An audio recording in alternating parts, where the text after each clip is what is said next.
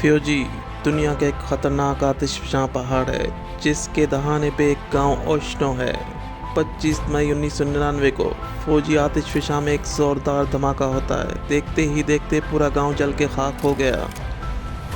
Welcome to अंधेरों का सफ़र। आगे बढ़ने से पहले हमारे चैनल अंधेरों के सफ़र को सब्सक्राइब कर दें और बेल आइकॉन को प्रेस कर दें। फ्यूजी जापान का एक बुलंद तरीन आतिशफ़शा पहाड़ है जिसकी ऊंचाई तकरीबन 12,338 फीट है। इस पहाड़ के करीब एक गांव है जिसका ओशनो ओशनो है। ये गांव एक ख़तरनाक जगह पर वाक़ है। फौजी एक आतिशफ़शा पहाड़ है जो कभी भी फट सकता है, जिसकी वजह से ये गांव रेड जोन में है, यानी बिल्कुल एक ख़तरनाक जगह।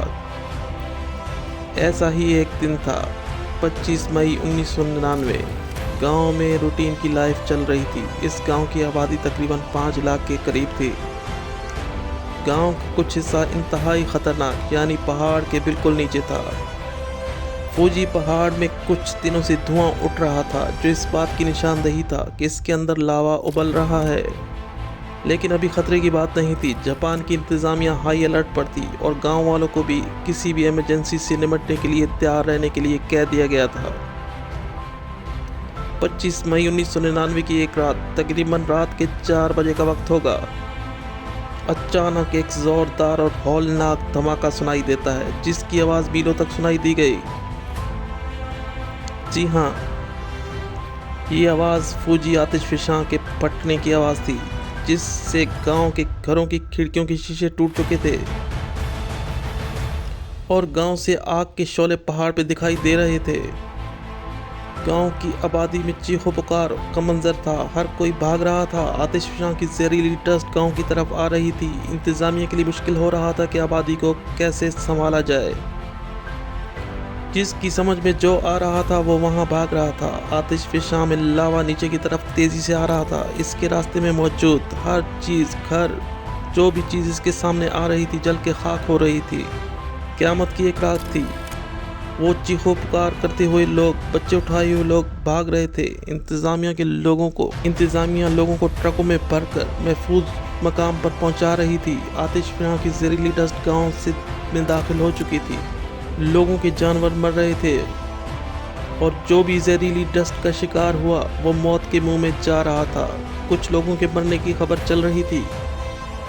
क्योंकि टाइम बहुत कम था, इंतज़ामिया अपनी पूरी कोशिश में जुटी हुई थी कि किसी भी तरह लोगों की ज़िंदगी बचाई जाए। सुबह के 7 बज चुके थे। तकरीबन ओशनो गांव खाली हो चुका था।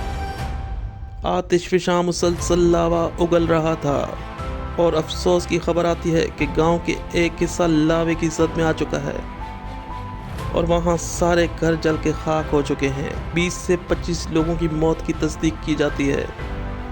बाकी गांव खुशकिस्मती से महफूज रहा और लोगों को रेस्क्यू करके महफूज मकाम पर पहुंचा दिया गया। तकरीबन 15 दिन तक गांव खाली रहा और आतिशफ़शा भी पुरसकून हो गया। और फिर जापान की इंतज़ामिया ने गांव को असर-ए-नौ तामीर किया और एक झील का रुख इस गांव और पहाड़ के दरमियान कर दिया गया ताकि गांव में आने वाले दिनों में लावे से महफूज रखा जा सके। ये मंसूबा तकरीबन 4 साल में मुकम्मल हुआ और आज ये फौजी पहाड़ एक दिलकश मंजर पेश करता है और लोग दुनिया भर से इसकी खूबसूरती को देखने आते हैं। और ओशनो गांव आज एक खूबसूरत तीन गांव है और हर साल ओशनो गांव में एक फेस्टिवल होता है जिसमें दुनिया भर के टूरिस्ट शिरकत करते हैं। लेकिन 25 मई 1999 की वो रात जिसने ओशनो गांव को बर्बाद कर दिया था वो कभी नहीं भुलाई जा सकती और लोग 25 मई को इस यादगार जगह पर फूल चढ़ाने आते हैं। ये था फौजी।